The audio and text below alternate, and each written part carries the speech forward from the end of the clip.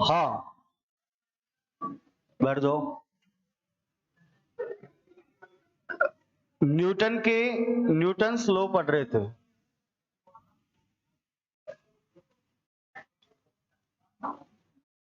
Newton के गति के नियम।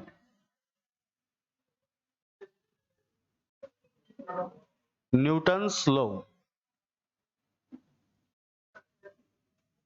न्यूटन ने कितने नियम दिए थे? 3 नियम। कितने नियम? 3 नियम दिए थे। एक नियम कौन सा था? फर्स्ट लॉ, उसकी हम बात कर चुके थे, या दोबारा बताना है? दोबारा बताऊं? बोलो। चलो, न्यूटन का फर्स्ट नियम है, उसको बोलते हैं जड़त्व का नियम।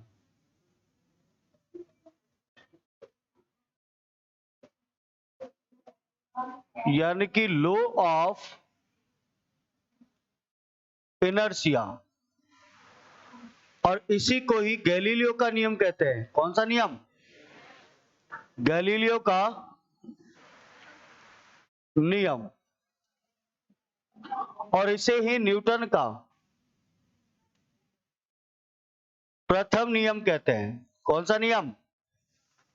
प्रथम नियम कहते हैं। तो ये होता है जड़त्व का नियम, लॉ ऑफ इनर्शिया। इसी को कहते हैं गैलीलियो का नियम, और यही होता है न्यूटन का प्रथम नियम। ये क्या कहना चाहते हैं न्यूटन का प्रथम नियम? आपको लिखवाया भी था मैंने उस दिन कि यदि कोई वस्तु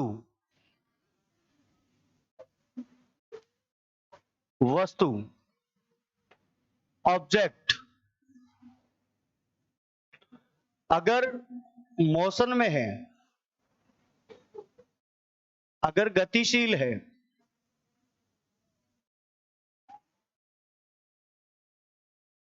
मोशन में है, तो वह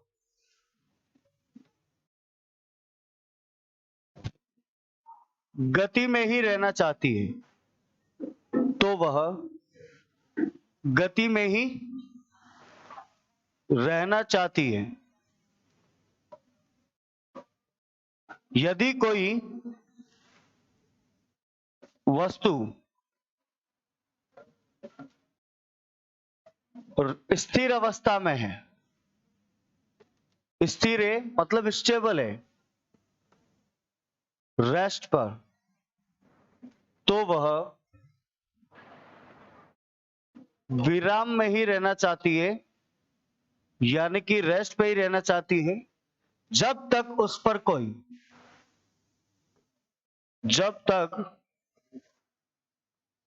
कोई एक्सटर्नल फोर्स यानी कि बाह्य बल, एक्सटर्नल फोर्स कार्य नहीं करे।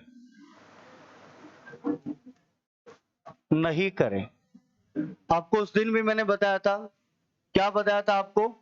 मैंने बताया था कि यदि कोई ऑब्जेक्ट अगर मोटाइल है, गति में है, तो वो किस में रहना चाहता है? गति में ही। अगर कोई ऑब्जेक्ट किस में है? रेस्ट पे है, तो वो रेस्ट में रहना चाहता है, यानी कि अपने नेचर जो चेंज होता है उसमें क्या करता है? वो विरोध करता है, उसमें रिस्ट्रिक्शन लगाता है कि मुझे मेरी प्रकृति को चेंज मत करो, नेचर को चेंज मत करो। तो इसी से निकल के आता है क्या? जड़त्व। क्या निकल के आता है? जड़त्व निकल के आता है। और ये क्या होता है? इनर्शिया। क्या होता है? इनर्शिया। आपको मैंने एक बात बताई थी इनर्शिया के बारे में। मान लीजिए ये कोई गाड़ी है, ये कोई गाड़ी है, और एक है इतनी बड़ी गाड़ी। आप मुझे बताओ इन दोनों में से किसका एम ज्यादा होगा? किसका एम ज्यादा है? बस का एम ज्यादा है, इसके कंपैरिजन में इसका एम क्या है? कम है। आप मुझे एक बात बताओ, जब इसका एम ज्यादा है तो मुझे बताओ इसको अगर मेरे को रेस्ट से मोशन में लेके आना है और एक बस को रेस्ट से मोशन में लेके आना है, तो ज्यादा फोर्स किस में लगाना पड़ेगा? बस के लिए लगाना पड़ेगा। और बस के लिए लगाऊंगा, इसका मतलब इसका क्या है? एम ज्यादा है, मास ज्यादा है। मास ज्यादा है तो आप मेरे को बताओ इन दोनों का अपना नेचर जो चेंज होगा, ज्यादा खिसकाने के लिए इसको एफर्ट किसको लगाना पड़ेगा, बस को, है ना। इसका मतलब इसका इनर्शिया क्या है, ज्यादा है, यानी कि इसका जड़त्व क्या है, ज्यादा है। तो एक बात बताओ मुझे, अगर किसी बॉडी का अगर इनर्शिया ज्यादा है, इसका मतलब इसका मास भी क्या होगा, ज्यादा होगा। इसका मतलब ये जो इनर्शिया होता है ये मास के क्या होता है, डायरेक्टली प्रोपोर्शनल होता है। क्या होता है, डायरेक्टली प्रोपोर्शनल होता है, यानी कि समानुपाती होता है। जिसका इनर्शिया उसी का ज्यादा होगा जिसका मास ज्यादा होगा, और जिसका मास ज्यादा होगा उसका इनर्शिया ज्यादा होगा। ये पूछा गया क्वेश्चन है कि जड़त्व की माप क्या होती है। जड़त्व इनर्शिया का मेजरमेंट किसमें किया जाता है, मास के अंदर। किसके अंदर, मास के अंदर। ये न्यूटन का क्या होता है, पहला नियम होता है। क्या होता है, पहला नियम। जैसे एग्जाम्पल क्या होता है, सुनना इसके एग्जाम्पल होता है पेड़ की टहनी हिलाने पर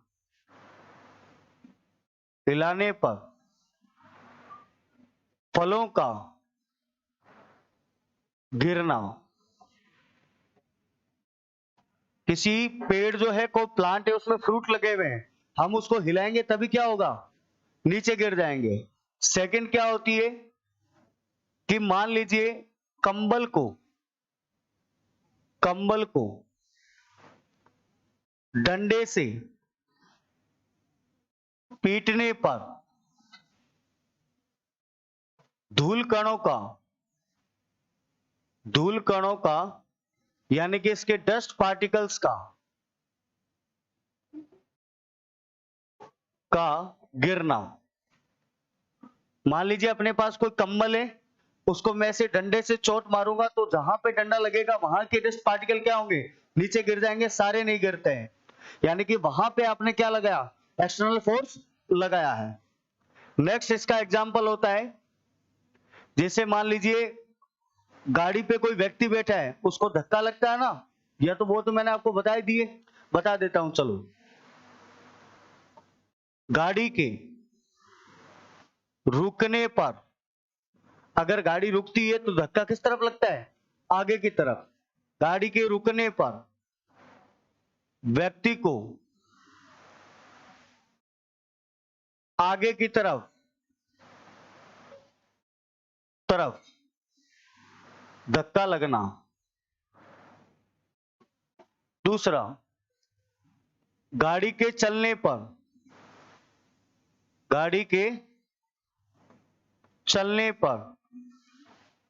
व्यक्ति को पीछे की तरफ धक्का लगना। पीछे की तरफ धक्का लगना। ये कुछ एग्जाम्पल्स होते हैं जो सीधे पूछे जाते हैं। ठीक है क्या, चलो आगे चले। दूसरा देखो, न्यूटन सेकंड लॉ क्या कहना चाहता है ये देखो। न्यूटन का सेकंड लॉ, दूसरा नियम, इसको बोला जाता है संवेग संरक्षण का नियम। क्या बोलते हैं इसको, संवेग संरक्षण का नियम, मोमेंटम कंजर्वेशन लॉ। क्या कहना चाहता है ये समझना। याद है क्या, कल आपको मैंने एक बात बताई थी कि अगर हम बात करते हैं कि संवेग की, मोमेंटम क्या होता है बता सकते हो क्या आप, P बराबर m डॉट v होता है क्या, P बराबर होता है m डॉट v। इसको लिख सकता हूं क्या मैं कि P बराबर m डॉट v का मतलब क्या होता है, यह द्रव्यमान यानी कि मास तथा क्या है, वेग का यानी कि वेलोसिटी का मल्टीप्लाई होता है, वेलोसिटी का गुणनफल होता है। अब एक सेकंड थोड़ा सा इधर कॉन्सेप्ट समझना, इधर देखो एक बार, देखो इसको बाद में समझाता हूं, इससे पहले कॉन्सेप्ट समझाता हूं दो तीन। देखो, जैसे मान लीजिए एक क्या होता है, एक होता है संवेग। क्या होता है, संवेग यानी कि मोमेंटम। और एक क्या होता है, इंपल्स होता है, यानी कि क्या होता है, आवेग, यानी कि इंपल्स। आप मुझे एक बात बताओ, ये जो संवेग होता है, मोमेंटम होता है, ये इसका फॉर्मूला क्या होता है, P बराबर m डॉट v, और इसका आवेग का, इंपल्स का, इसका फॉर्मूला क्या होता है, F डॉट t। बताया था ना। अब मेरी बात सुनना एक, क्या, जैसे मान लीजिए ये कोई ऑब्जेक्ट है, इसका मास कितना है, m, इस ऑब्जेक्ट पे फोर्स लगाया, तो मुझे बताओ इसका इनिशियल वेलोसिटी क्या है, u। जब इस पे फोर्स लगाया और ये ऑब्जेक्ट मान लीजिए यहां पे आ गया, लेकिन इसका m ही होगा मास तो, लेकिन इसमें क्या है, कुछ ना कुछ क्या आ गया, v आ गया, यानी कि वेलोसिटी आ गया। आ गया है क्या, आ गया। अब मेरी एक बात सुनना, क्या इस चीज को, इसको और इसको मैं बोल सकता हूं क्या, ध्यान से देखते रहना एक बार, कि पी एफ यानी कि फाइनल मोमेंटम, और इसको बोल दिया मैंने पी आई यानी कि इनिशियल मोमेंटम। सर कैसे आया ये समझना। मुझे एक बात बताओ, जब इस पे फोर्स लगाया मैंने, क्या लगाया, फोर्स लगाया, इस फोर्स, इसको खोलता हूं, देखो m डॉट ए होता है क्या, और डॉट क्या हो गया, t, m डॉट a, इसको खोल सकता हूं क्या मीटर प्रति सेकंड, अरे इसको खोल सकता हूं ऐसे v minus you upon T, खोल सकता हूं, और ये क्या हो गया, t पहले से हो गया क्या। आप मुझे एक बात बताओ, यहां पे देखो, सिर्फ आप यहां पे देखो, ये आपको तीन चीज मिल रही है, आपको m भी मिल रहा है उसका मास, और आपको क्या मिल रहा है, v माइनस यू, यानी कि इनिशियल माइनस फाइनल मिल रहा है क्या, और यही तो होता है इंपल्स। तो मैं इसको बोल सकता हूं क्या, कि final momentum minus initial momentum भी क्या कहलाता है, आवेग कहलाता है। क्या कहलाता है, आवेग कहलाता है, यानी कि इंपल्स कहलाता है। ठीक है, पहली चीज। दूसरी चीज समझना क्या होता है, मान लीजिए मैंने क्या किया, इस पे फोर्स लगाया, इस पे क्या लगाया, फोर्स लगाया, और जैसे ही इस पे फोर्स लगाया, इसमें क्या आ गया, कुछ ना कुछ क्या आ गया, वेलोसिटी आ गया। ये ऑब्जेक्ट यहां से क्या पहुंच गया, यहां पे पहुंच गया। अब इससे सेकंड एक रिलेशन निकलता है, वो क्या निकलता है, वो निकलता है मोमेंटम का और काइनेटिक एनर्जी का रिलेशन क्या होता है, ये भी एग्जाम में आता है। इसी के साथ मैं उसमें भी बता सकता था। ठीक है, अभी बता रहा हूं, देखना, सुनना, समझना क्या होता है। नेक्स्ट आपको पूछा जाता है कि काइनेटिक एनर्जी प्लस इसका जो P होता है, यानी कि क्या होता है, मोमेंटम। सर इसका रिलेशन क्या होता है, इसका रिलेशन क्या होता है, समझना एक बात, देखो ध्यान से। आप मुझे एक बात बताओ, काइनेटिक एनर्जी का फॉर्मूला क्या होता है, सर हाफ mv स्क्वायर होता है क्या, होता है ना। अब मुझे एक बात बताओ, यदि काइनेटिक एनर्जी का फॉर्मूला हाफ mv स्क्वायर होता है, मैं इसकी जगह काइनेटिक एनर्जी का यही लिख देता हूं, और हाफ इसको लिख देता हूं mv स्क्वायर अपॉन 2 लिख सकता हूं क्या इसको, कोई फर्क पड़ेगा, नहीं पड़ेगा। अब मेरी एक बात सुनो, मैं एक काम करता हूं, यहां पे भी m से मल्टीप्लाई कर दिया, यहां से भी m से मल्टीप्लाई कर दिया, कोई फर्क पड़ेगा। अगर मैं यहां पे 2000 लिखता हूं, इंटू इसकी गुणा 5 से करता हूं, और यहां पे लिखा हुआ है 20, और यहां पे भी 5 की गुणा कर दिया, तो ये तो कर जाएगा, कोई फर्क थोड़ी ना पड़ेगा। फर्क पड़ेगा क्या, नहीं पड़ेगा। लेकिन मैंने क्या किया, ऊपर भी मल्टीप्लाई m से किया, और यहां पे भी मल्टीप्लाई किससे किया, m से किया, तो कोई फर्क नहीं पड़ना है। अब मुझे बताओ, काइनेटिक एनर्जी इक्वल टू क्या हो जाएगा, mv का स्क्वायर हो जाएगा क्या, और अपॉन में क्या चला जाएगा, 2m, क्या चला जाएगा, 2m।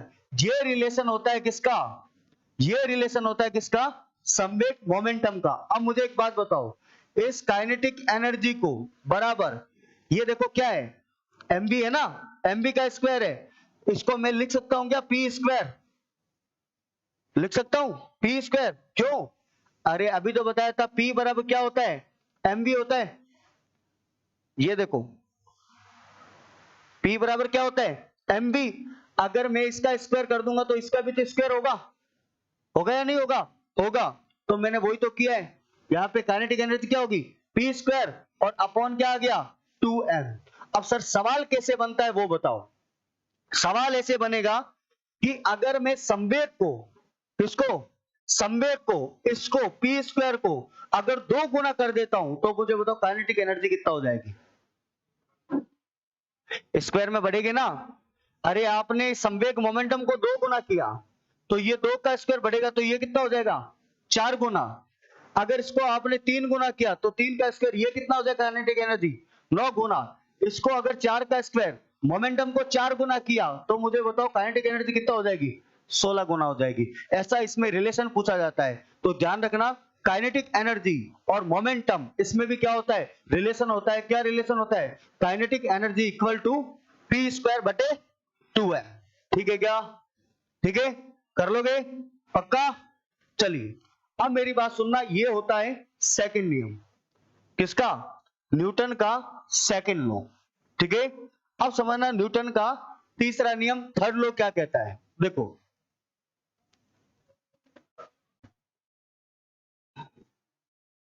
थर्ड लॉ क्या कहता है। थर्ड लॉ का नाम होता है क्रिया प्रतिक्रिया,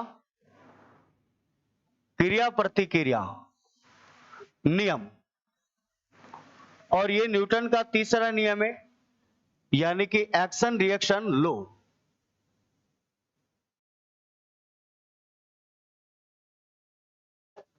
ये क्या होता है? इसके कहने का मतलब होता है कि हर एक वस्तु के विपरीत, हर एक वस्तु ऑब्जेक्ट के विपरीत, अपोजिट में एक प्रतिक्रिया, एक प्रतिक्रिया यानी कि रिएक्शन अवश्य होता है। क्या होता है? अवश्य होता है। सर ये क्या है, थोड़ा समझाओ इसको। अब मुझे एक बात बताओ, ध्यान से देखना आप। देखो जैसे मान लीजिए कोई बंदूक से जब गोली निकलती है तब गोली आगे की तरफ जाती है और कंधे को झटका किस तरफ लगता है? पीछे की तरफ लगता है क्या? दूसरा, कभी नाव से उतरना, आप कभी उतरे हुए हो? जब नाव से आप ऐसे उतरते हो और नाव किस तरफ जाती है? पीछे की तरफ जाती है। रॉकेट जो होता है, रॉकेट ऊपर की तरफ उड़ता है, लेकिन उससे जो निकलता है वो गैस, वो किस तरफ जाती है? जमीन की तरफ। यानी कि दोनों किस तरफ लगता है? अपोजिट डायरेक्शन में लगता है। ऐसे एग्जाम्पल पूछा जाता है। आपसे पूछा जाएगा न्यूटन का वह कौन सा नियम है जिससे रॉकेट लॉन्चिंग होती है? न्यूटन का थर्ड लॉ। कौन सा होता है? न्यूटन का थर्ड लॉ। आपको पूछेगा बंदूक की गोली निकलती है तो न्यूटन का कौन सा नियम है? न्यूटन का थर्ड लॉ। नाव से उतरने पर नाव का पीछे की ओर हटना, न्यूटन का कौन सा नियम है? Third law. कौन सा नियम है? Third law. तो सबसे पहले इसके एग्जाम्पल क्या हो गए? इसके एग्जाम्पल होता है बंदूक से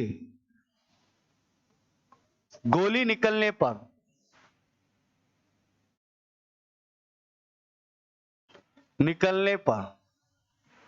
कंधे को पीछे की तरफ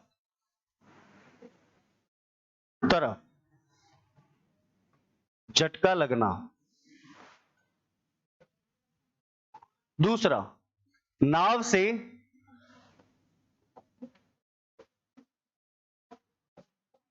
उतरते समय नाव का पीछे की तरफ हटना।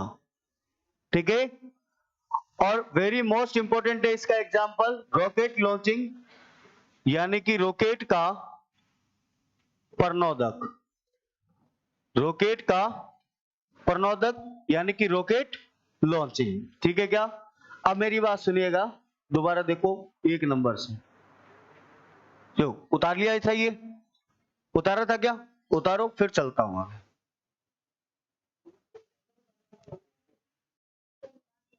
उतार लिया था।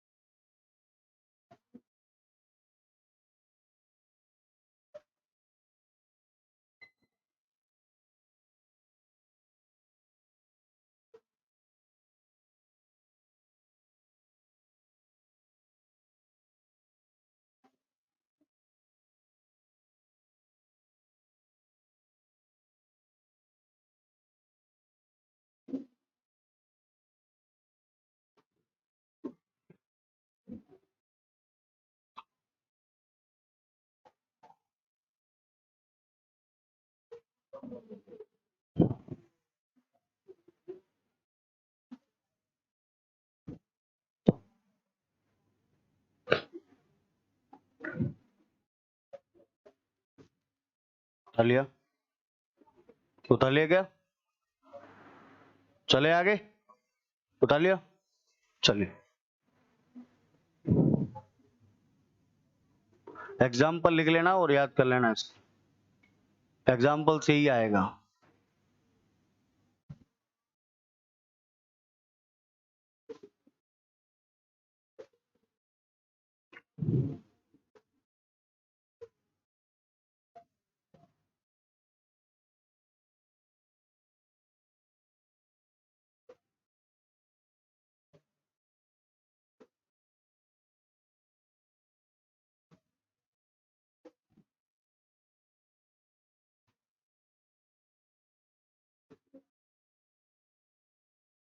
चले,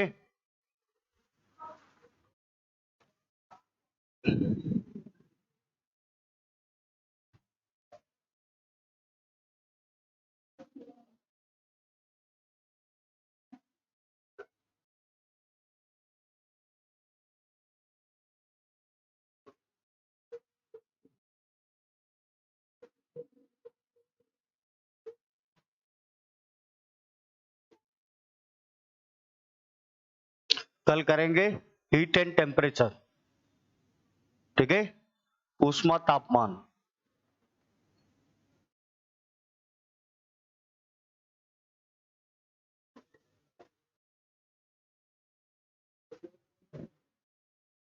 चलो आगे,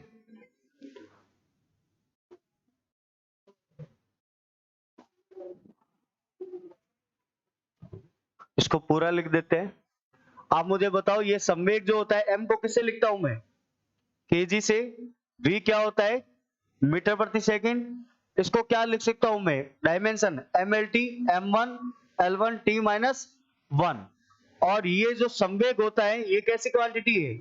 सदिश राशि है। कैसी है?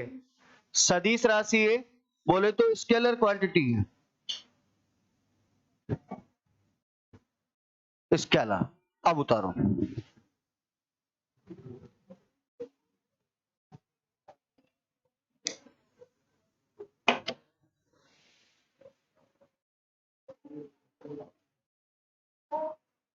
हाजी क्या? हाँ हाँ वेक्टर होता है, वेक्टर।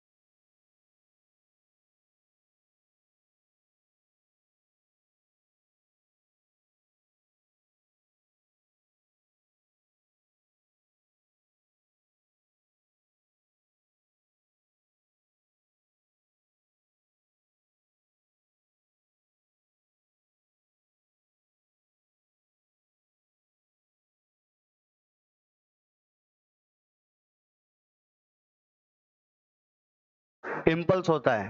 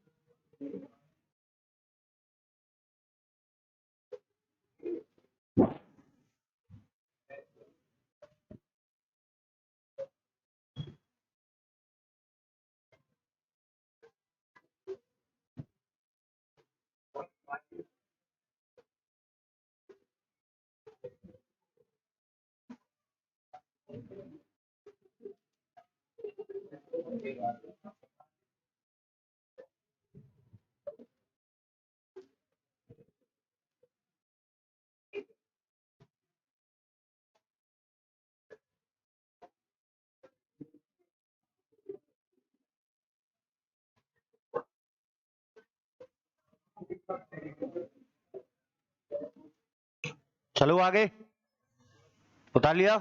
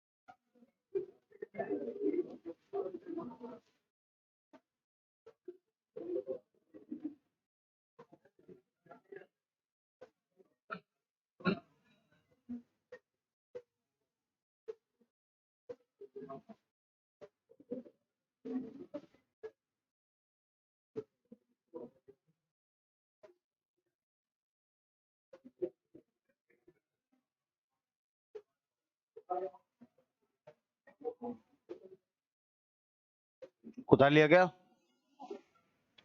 नहीं उतारा? चलो आगे, चले।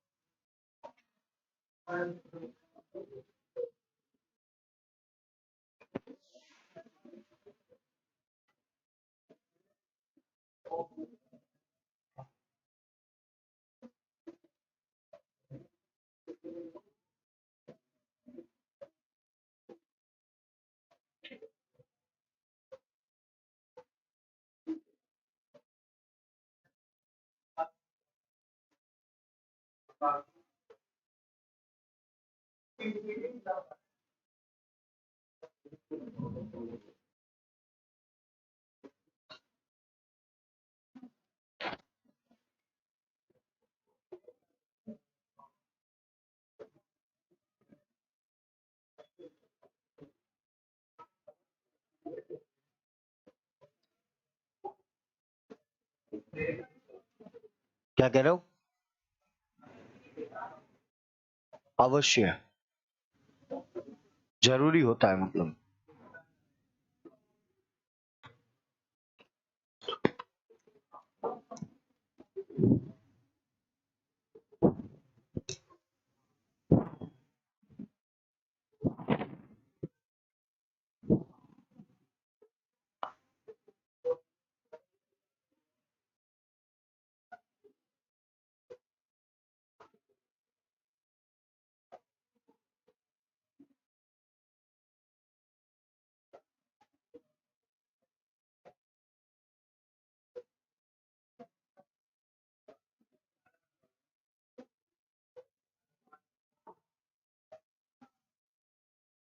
चले क्या? उतार लिया? हाँ बोलो, उतार लिया क्या? चलो आगे देखो। अब एक बात सुनना, एक लास्ट कॉन्सेप्ट इस चैप्टर का, इसके रिलेट करके पढ़ा रहा हूं। आप मेरे को एक बात बताओ कि अगर किसी ऑब्जेक्ट को रोकना है, किसी वस्तु को अगर रोकना है, उस वस्तु को, कोई ऑब्जेक्ट क्या गति में है, उस ऑब्जेक्ट को क्या करना है? रोकना है। तो रोकने के लिए क्या करना पड़ेगा? कार्य, वर्क करना पड़ेगा। आपको पता है, कार्य करना पड़ता है। और पूछा जाता है कि वो कार्य जो होता है, वो वर्क, वो किसके इक्वल होता है? तो ये कार्य होता है किसके? काइनेटिक एनर्जी के क्या होता है? इक्वल होता है, यानी कि गतिज ऊर्जा के बराबर होता है। अब कैसे, वो समझना। जैसे अभी मान लो ये कोई ऑब्जेक्ट है, इसका द्रव्यमान है m और इधर से लगाया गया इस पे फोर्स और इसका इनिशियल वेलोसिटी u। जैसे इस पे फोर्स लगाया, ये ऑब्जेक्ट यहां पे पहुंच गया, इसका मास तो इक्वल होगा, लेकिन इस पे कुछ ना कुछ क्या आ जाएगा? वेलोसिटी आ जाएगा। और मास क्या होगा इसका? m ही होगा। होगा या नहीं होगा? होगा। अब मुझे एक बात बताओ, जब ये ऑब्जेक्ट यहां से यहां तक आया, तो इसमें क्या हुआ? डिस्प्लेसमेंट हुआ। और ये डिस्प्लेसमेंट जो हुआ है, ऑब्जेक्ट यहां से लेकर यहां तक आया, वही तो होता है वर्क डन। कि किसी वस्तु पर अगर फोर्स लगाया गया तो F डॉट डी, यानी कि उसमें क्या हो जाता है? डिस्प्लेसमेंट हो जाता है। अब मेरे को एक बात बताओ, अगर जब ऑब्जेक्ट यहां से लेकर यहां तक पहुंचा है, ये ऑब्जेक्ट यहां से लेकर यहां तक आया, जब ऑब्जेक्ट में क्या आया, कुछ ना कुछ काइनेटिक एनर्जी भी है, तभी तो ऑब्जेक्ट चल रहा है। तो काइनेटिक एनर्जी क्या होती है, इक्वल टू क्या होती है, हाफ mv स्क्वायर। क्या होती है, हाफ mv स्क्वायर। अब इन दोनों में रिलेशन क्या होता है वो सुनना। W इक्वल टू क्या होता है, काइनेटिक एनर्जी, जो कि ऊपर लिखा है। अब मुझे एक बात बताओ, W का फॉर्मूला क्या होता है, F डॉट डी, और काइनेटिक एनर्जी का फॉर्मूला क्या होता है, हाफ mv स्क्वायर। ठीक है क्या? अब देखो आपको ऐसे न्यूमेरिकल दिया जाता है कि 500 न्यूटन का बल लगाकर अगर फोर्स लगाकर 50 केजी की वस्तु जिसका वेग बोले तो वेलोसिटी आप 400 न्यूटन मान लो इसको, जिसकी वेलोसिटी 20 मीटर प्रति सेकंड है, तो बताओ वह कितनी दूर जाकर रुकेगी, कितनी दूर जाकर रुकेगी, ऐसा सवाल आता है। आप मुझे एक बात बताओ, आपको भी पता है रियल लाइफ में जैसे कोई कार स्पीड से चल रही है ना, उस पर ब्रेक लगाती है, वो रुक जाती है क्या, नहीं, थोड़ी दूर जाकर रुकती है। तो ऑब्जेक्ट कितनी दूर जाकर रुका है वही तो होता है डिस्प्लेसमेंट। कहने का मतलब कितनी दूर जाकर रुकेगी, ये आपको क्या पूछा, इसका डी पूछा है, यानी कि डिस्प्लेसमेंट पूछा है। अब मुझे एक बात बताओ, इस पे फोर्स कितना लगाया, 400 न्यूटन का, डिस्प्लेसमेंट आपको पूछा है, आपका हाफ एम कितना है 50 न्यूटन, और 20 स्क्वायर क्या हो गया इसका 400 हो गया। ये कट जाएगा, 2 से ये कट जाएगा, कितना आ गया 25, यानी कि उसका डिस्प्लेसमेंट कितना होगा 25 मीटर, यानी कि वो गाड़ी जो है कार कितनी दूर जाकर रुकेगी, 25 मीटर की दूरी पर जाकर रुक जाएगी। ठीक है क्या? ये एक लास्ट कॉन्सेप्ट था, चैप्टर होता है कंप्लीट। फिर करेंगे हम कौन सा कल, हीट एंड टेम्परेचर, यानी कि ऊष्मा एवं तापमान। ठीक है, अब मेरी थोड़ी सी बात सुनना, आपको लाइट करवा दिया, लेंस हो गया, ऑप्टिक्स सारा हो गया, उसके बाद में आपको मोशन हेडिंग डलवाई थी, मोशन के अंदर आपको क्या करा दिया, पूरा मोशन हो गया, इसके साथ में फोर्स करवा दिया, इसके साथ में वर्क पावर एनर्जी भी हो गई, और कुछ एडवांस ये एक्स्ट्रा टॉपिक है जो कोई और अच्छे एग्जाम में पूछे जाते हैं, रिलेटिव एग्जाम के, जैसे न्यूमेरिकल आते हैं ना, उस एग्जाम के अंदर। कल आपको कराऊंगा हीट एंड टेम्परेचर, उसके बाद में कराऊंगा इलेक्ट्रिसिटी, उसके बाद में कराऊंगा साउंड, और फिर ये अपना पूरा हो जाएगा क्या, फिजिक्स। ठीक है, उसके बाद में आपको बता देना आपको बायो करनी है कि फिर केमिस्ट्री करनी है। ठीक है, बाकी कल।